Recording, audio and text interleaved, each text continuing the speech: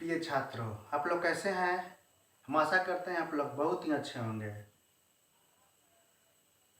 और सनी कुमार ज़्यादा टेंशन में लग रहा है कि कुछ लोग सोच रहा है। सोचो नहीं, इधर ध्यान दो। ठीक है, आज के ऊपर आपके ऊपर मोटिवेशन सुनाते हैं। मत सोचो कि जिंदगी बोझ है, मत सोचो कि जिंदगी बोझ है। खुश रहो हमेशा क्योंकि समस्या तो हर रोज है। इसी के साथ आज हम इटली एकीकरण की कहानी सुनाएंगे। इटली एकीकरण देखने में लग रहा है कि बहुत जटिल होगा, पर चुटकियों का खेल है। बस समझना थोड़ा सा है, चुटकियों में ख़त्म हो जाएगा इटली एकीकरण। देखिए कैसे ख़त्म होता है। इटली उतना बड़ा माउंट वर्ल्ड में बस छोटा सा ही देश है, ज़्यादा बड़ा देश नहीं है। और इटली शुरू में जब नेपोलियन बोनापार्ट जीता था इटली को, तो 3 भागों में बांटा था, जो कि इटली के राजा का अधिकार इतना ही क्षेत्र में था। उसके बाद ऑस्ट्रिया का अधिकार यहाँ से यहाँ तक रह गया था, और पोप का अधिकार जो है यहाँ से यहाँ तक रखा गया था, और बुर्बो वंश का अधिकार यहाँ तक था।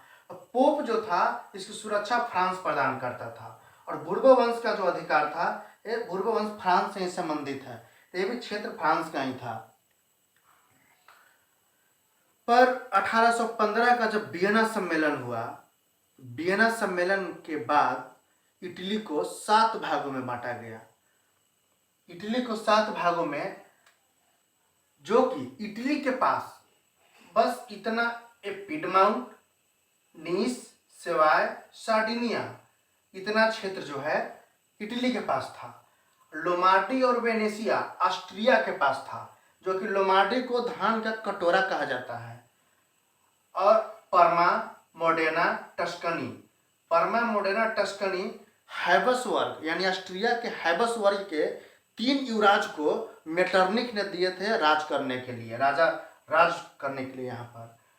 और ये जो है पोप का अधिकार जहाँ की सुरक्षा फ्रांस देता था इनको। और नेपल्स और सिसिली जो है, नेपल सिसिली बुर्बो वंश से संबंधित है, और बुर्बो वंश का यहाँ पे राजा लोग रहते थे। इन्हीं लोगों का क्षेत्राधिकार में था। तो चार्ल्स एल्बर्ट का कहना था कि इटली संपूर्ण मेरे हाथ में है। पर कहाँ, इटली का तो कुछ ही भाग इनके पास था, अब बाकी तो इधर ऑस्ट्रिया के पास, ये ऑस्ट्रिया के ही राजा के पास है, और ये पोप के पास है, और ये बुर्बो वंश यानी फ्रांस के पास है। तो मान लो ये इटली देखने में जूता के समान है, पर पूरा जूता तो कहीं और किसी और के पास है। सिर्फ मोजा जो है अपना इटली के पास है। एक कहावत में है, मोजा जो है सिर्फ इटली के पास रह गया, और पूरा जूता किसी और के पास है।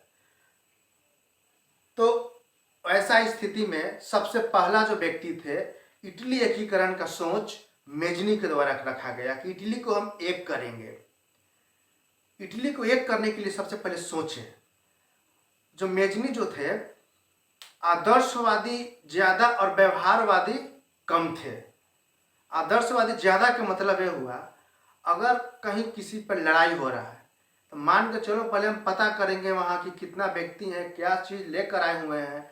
तो ये कुछ सोचते नहीं थे, यहाँ से एक लाठी लिए और चल दिए वहाँ, और वहाँ गए, वहाँ से पिटा कर आ गए।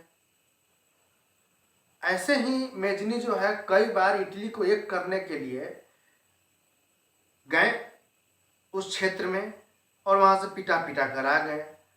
2-4 आदमी को लेकर जाते थे और पिटा कर आ जाते थे। प्रयास तो बहुत बार किए पर सफल नहीं हो पाए। मेजनी जो है, मेजनी का जन्म इटली के जेनेवा नामक जगह पर हुआ था, जो कि 22 जून 1805 को हुआ था। ये कार्बोनारी गुप्त संगठन से जुड़े हुए थे। इटली एकीकरण के अग्रदूत इन्हीं को माना जाता है, और ये संवैधानिक गणतंत्र का समर्थक थे मेजनी। और मेजनी एक यंग इटली की स्थापना किए थे। समझ में आ रहा है? अब तो आना चाहिए। नहीं यार, बुआना में मत जाने दो, समझो कम से कम। कितना मेहनत से समझा रहे हैं। ठीक है, ध्यान दो इधर। इटली, यंग इटली की स्थापना मेजनी द्वारा 1831 में किया गया। यंग इटली की स्थापना मतलब उसमें यंग आदमियों को, यानी 18 साल से 40 साल के उम्र के लोगों को रखा गया। वही उस यंग इटली में सदस्यता ग्रहण कर सकता था जिसका उम्र 18 साल से लेकर 40 साल तक हो, और वैसे व्यक्ति को रखा जो इटली के बारे में सोचकर इटली को एकीकरण करने में मदद करे। और इसी संस्था को आगे बढ़ाकर 1833 में यंग यूरोप नामक संस्था का नाम दिए। अब ये इटली की समस्या छोड़कर यूरोप की समस्या बताएं मेजनी। पर मेजनी इटली को एकीकरण करने में सफल नहीं रहे, इनसे सफल नहीं हो पाया, क्योंकि ये आदर्शवादी ज़्यादा थे और व्यवहारवादी कम थे। इसके बाद मेजनी की मृत्यु हो जाती है 1848 में, और वहाँ का जो राजा था चार्ल्स एल्बर्ट, उनकी मृत्यु हो जाती है 1852 ईस्वी में। इसके बाद इटली का राजा बनता है विक्टर इमैनुअल द्वितीय। विक्टर इमैनुअल द्वितीय अपना प्रधानमंत्री बनाता है काउंट काबुर को, और काउंट काबुर जो है एक सफल कूटनीतिज्ञ व्यक्ति थे।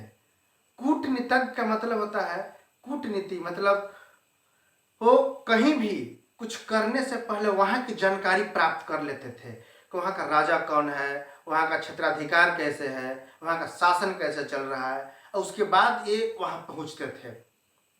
अपनी पूरी जानकारी करने के बाद कि वहाँ कैसे जाएंगे, तो कैसे हम बच कर आएंगे, और कैसे क्या करेंगे, बहुत सोच कर चलते थे। तो देखो, इटली कोई ज़्यादा बड़ा चैप्टर नहीं है और कोई भारी चैप्टर नहीं है, बस थोड़ा सा समझने का चीज़ है। बस इतना जब समझ जाएंगे हम कि इटली जूता के समान है, इतना ही बड़ा सोच के चलेंगे तो इटली कुछ नहीं है। और इटली खास करके मोजा जो है, मोजा मान लें कि इटली के पास था, और पूरा जूता जो है दूसरे देश के पास था। तो ठीक है बच्चों, आगे नेक्स्ट जो है हम काउंट काबुर को लेकर चलेंगे। तो नेक्स्ट वीडियो में, आज का वीडियो इतना ही। Thank you.